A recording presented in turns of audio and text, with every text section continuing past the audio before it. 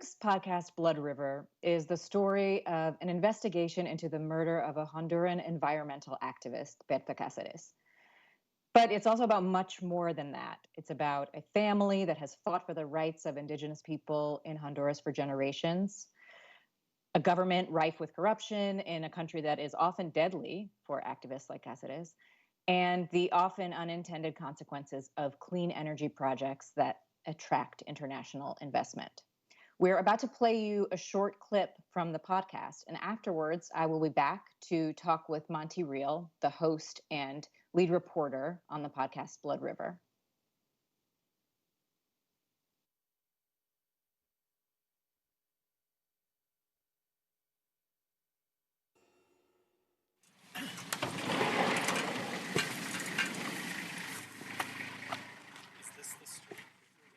I'm walking up to the house where Berta was killed. It's early 2020, almost 4 years after her murder. She had bought this place with some of the $175,000 she was awarded for winning the Goldman Prize. At the time of her murder, she hadn't fully moved in yet. She was only staying here a couple days a week.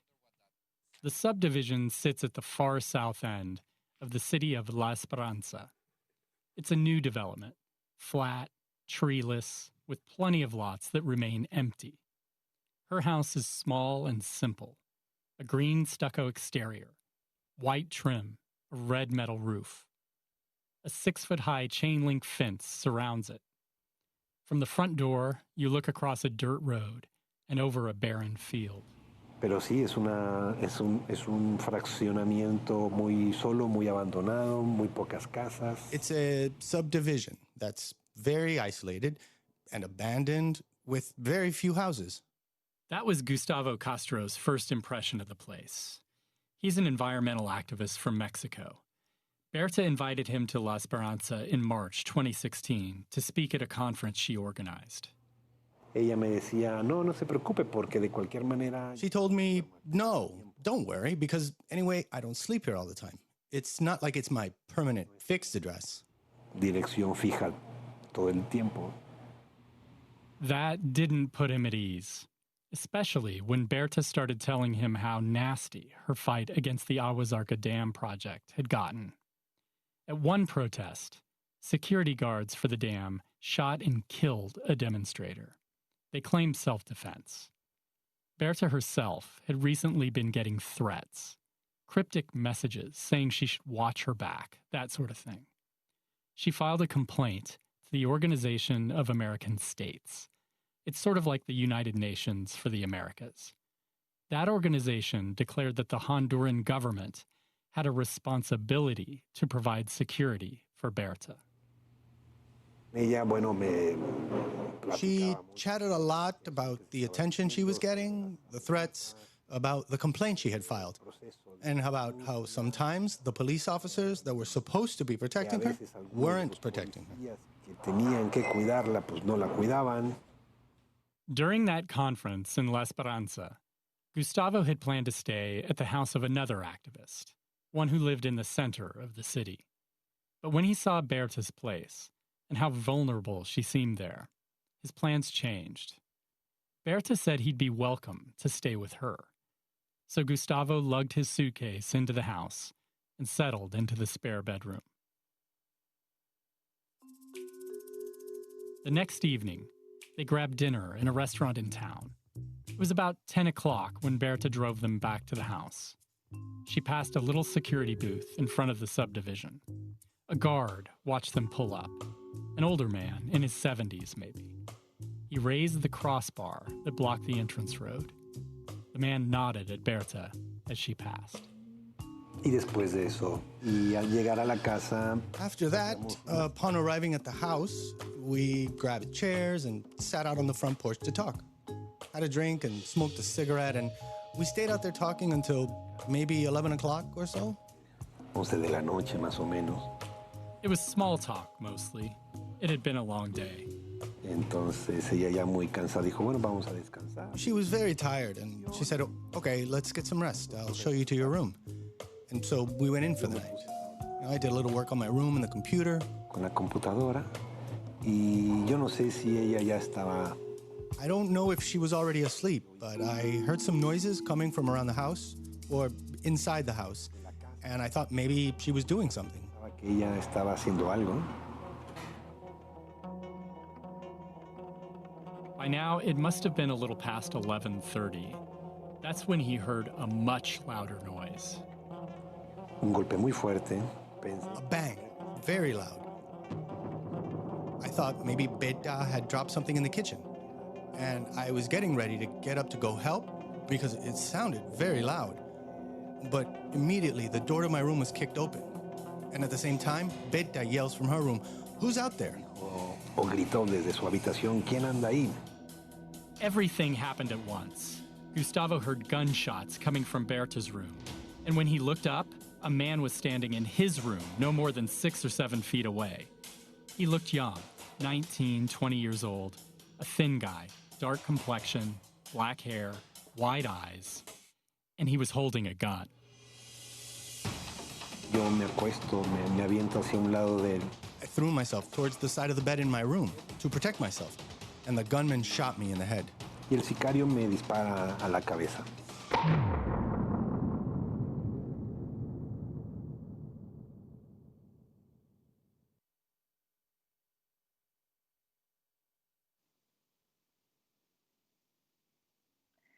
Monte, the scene we just heard puts us right on the night of the murder of Berta Carceres, who was fighting the development of a hydroelectric dam in Honduras at the time she was murdered. Can you give us the big picture outline, a sort of summary of the story you tell in Blood River for those who haven't heard it? Yeah, sure. Thanks, Francesca. So basically, this clip that we just saw marks the beginning of the story in some ways, because Blood River is essentially about this 4.5-year quest, this investigation to try to find out who's really responsible for the murder of Berta Carceres. And so this investigation is one that, it was just full of lots of twists and turns, really right from that moment when Gustavo found Berta dying. It is a story that, it's full of false leads. There were accusations of cover-ups. And it basically is an investigation that over the course of that 4.5 years really sort of climbed a ladder. It started out with the police sort of looking at this crime as a simple personal or domestic dispute. But it escalated, the investigation, as the months and years went on. And they started looking at the hitman who entered the house and actually killed her. And from there moved up to lower level employees of DESA, which is the company that was developing the Aguas Arca Dam, the project that Berta had opposed. And so from there, from those lower level employees and security officials with the dam company, the investigation jumped once again toward executives with DESA. And so eventually prosecutors and police sort of pieced together a narrative that they reconstructed using the evidence that they say points to a long-running corporate conspiracy, really. So one of the things we learned from the podcast is that the vast majority of murder cases in Honduras go unsolved, and that corruption is endemic in government and in law enforcement. What's actually unusual in Berta's case is that there is a suspect who has been charged with the crime and will go to trial for it. What made this investigation different? There were a lot of things, but you're right. There was a real culture of impunity in Honduras, widely acknowledged. So at the time of her murder in 2016, it's estimated that about 97% of all homicides in Honduras were left unprosecuted and unpunished. And so basically, you have just this very, very small minority of murder cases that were even investigated. And of that 3%, the ones that were, resulted in prosecutions were really the ones that were open and shut cases. These were the obvious murder cases where a suspect was, caught figuratively red-handed by the police. In this particular case, it was practically unheard of. Not only that a case would be investigated over this amount of time, but that the police would focus not just on the people who pulled the trigger in the case, but actually tried to look at whoever was perhaps giving orders for the killing too. So taking the investigation to that second level, it's not only unusual in Honduras, it's practically unprecedented. So this was a very unusual case from the beginning in terms of the scope of the investigation. And why this one, didn't fall through the cracks like all of the others did, I think a lot of it has to do with international pressure.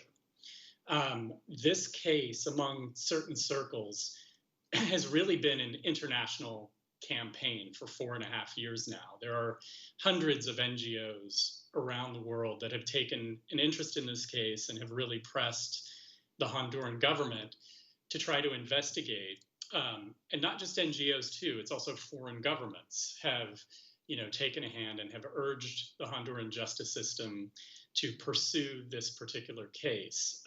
The Caceres family and COPIN, which is the human rights organization that Berta Carceres founded, they lobbied, for example, the U.S. government pretty energetically, starting, very shortly after the murder, to try to encourage the U.S. to use whatever influence it had in the region to try to get Honduran authorities to stay on this case. And just to give an example of how that works, there's a measure, for example, that was introduced in Congress, the U.S. Congress, that would suspend U.S. military and security aid to Honduras unless this case was fully and successfully prosecuted in the Honduran courts. So you had this pressure coming from various sides on the Honduran system to really, look at this case and not let it fall.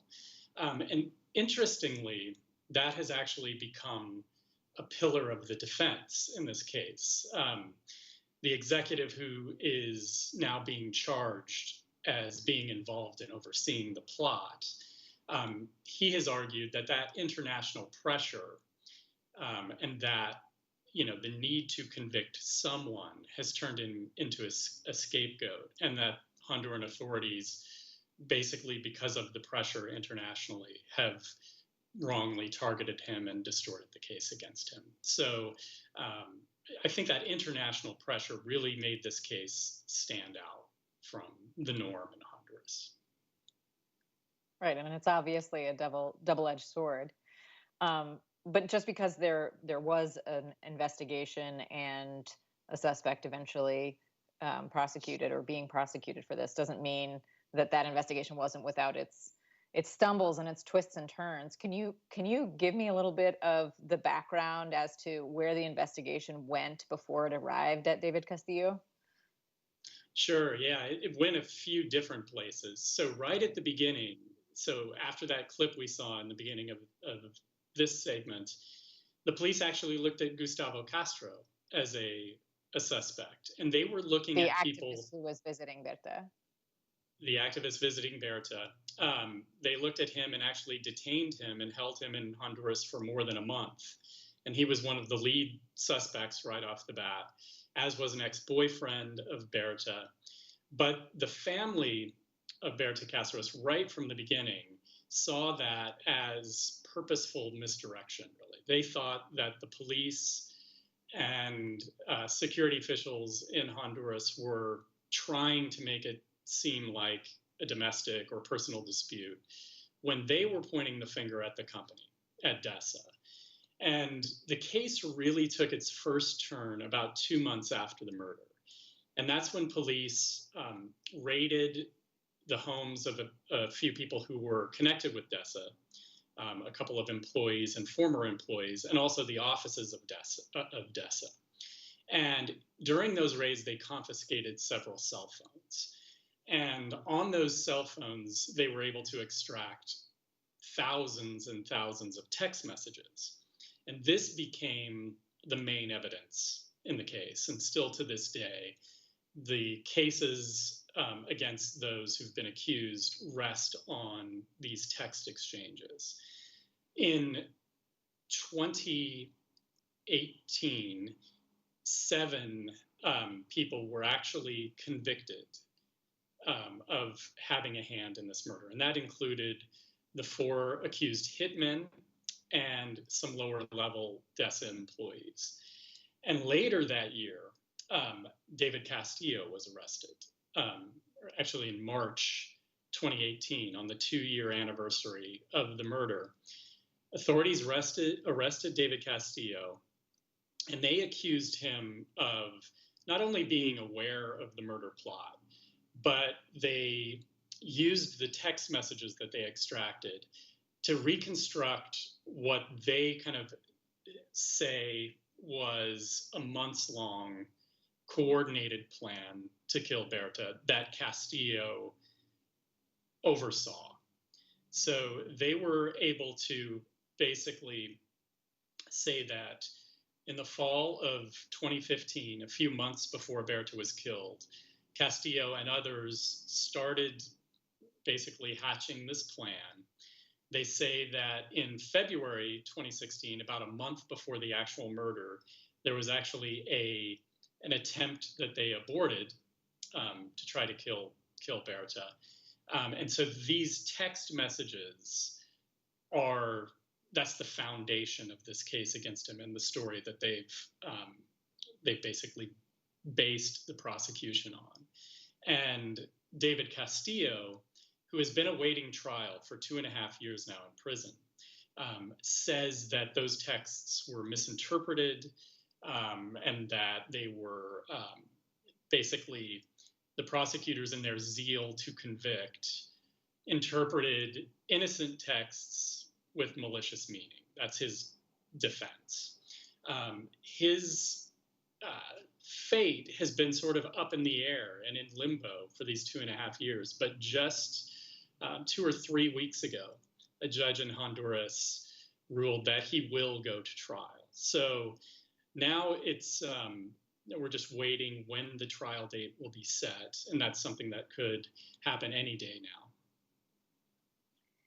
And when you say that first law enforcement looked into people close to Berta, people in her life, including Gustavo, who was in the house the night she was shot, but who himself was also shot by the assailants, and that her family was urging the government to instead look at DESA and look at this hydroelectric dam project, they had good reason to suspect the company, right? There had been quite a bit of violence in the history of the protests against the development of this dam, right? Right. So one of the things that led the family from the very beginning, that just immediately they started pointing the finger at the company, at DESA, was the fact that Berta herself had complained about threats that she was getting in the weeks and months before she was killed. So she had actually filed reports saying that there were threats being made on her life. And she had filed complaints about this with the Organization of American States, for example, which is kind of a UN type body for the Americas. So it was known among people that she worked with that Berta would talk openly about the threats she was receiving, and she attributed those threats to DESA. And in fact, Gustavo Castro says that while they were chatting on the patio of her house right before she was killed, that one of the topics of discussion was those threats that she was getting. So it was sort of natural that people close to Berta would look to the company and point the finger there when she was killed because of the stories that she would tell them in those weeks and months before. Of course, this isn't just the story of one person and one murder investigation. So, what Monte, do you feel is the larger meaning for international development in clean energy projects, or the advancement of these kinds of projects in developing countries? Well, this partly because of the texts, this case has given a window into this particular development project that is pretty rare. It's a unique look into how this project was pursued and developed, and how it was resisted, over the course of about 2 years of development. And interestingly, there has been another case besides the murder case that is now pending in the Honduran courts, and it's a corruption case. David Castillo of DESA has been charged, but also a couple of officials with the Honduran government, with the regulatory agencies, the environmental agency, have been charged as well. And so one of the allegations against them is that DESA, with the alleged assistance of these officials, essentially defrauded the state by signing contracts that gave the company favorable terms.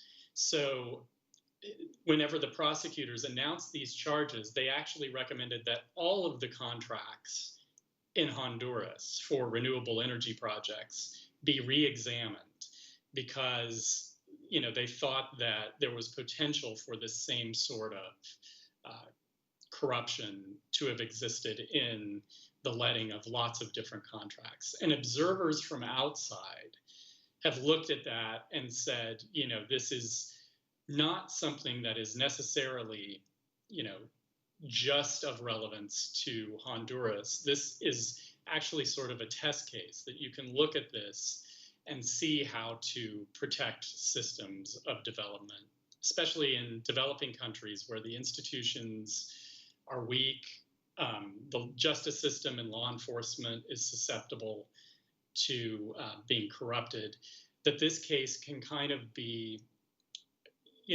a test case or an example that the industry can look at to see how to shore up these sorts of problems. All of that, of course, the case hasn't gone to trial yet. So all of this is, of course, conditional, and that more evidence could come out. And the people who have been charged dispute those charges. Monte, you spent more than a year reporting this story. You traveled to Honduras. You talked to government officials from various countries. You talked to David Castillo himself and his family. You talked to, of course, the family of Berta Carceres. What made you want to tell this story in podcast form? So for years, I was looking at this story as a possible magazine story, because mostly what I do is write long-form magazine pieces for Business Week. And I thought, a few years ago that I was going to try to write something about this case. And I just could never really get a handle on what piece of the case to tell in a magazine story. And as months passed, just new developments made the story more and more interesting. It kept, taking these turns, and the investigation kept escalating and escalating.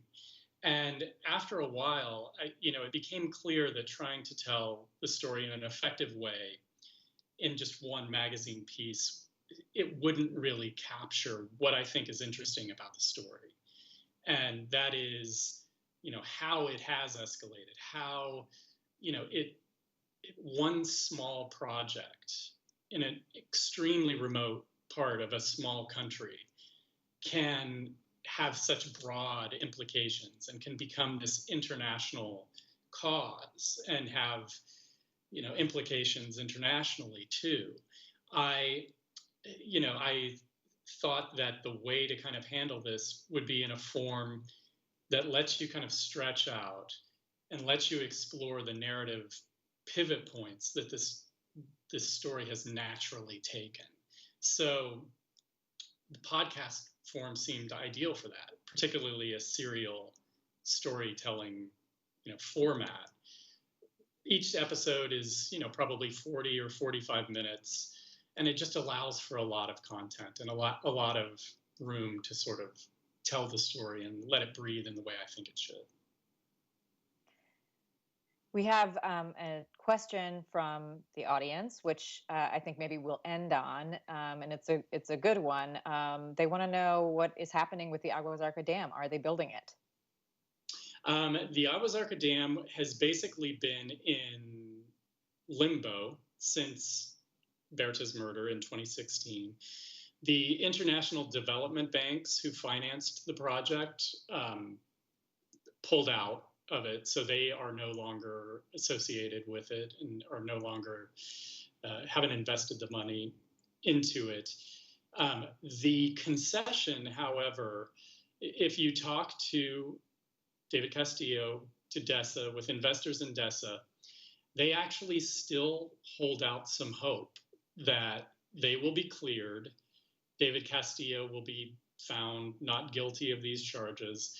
And they think that, perhaps if the community supports it, which is a big if, they believe that the Aguas Arca project could go forward. But that surely would face a lot of opposition in Honduras if they were to try to pursue that.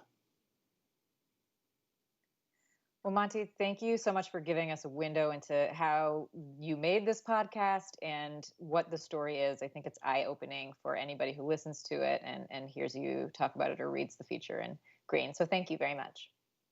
Thank you, Francesca.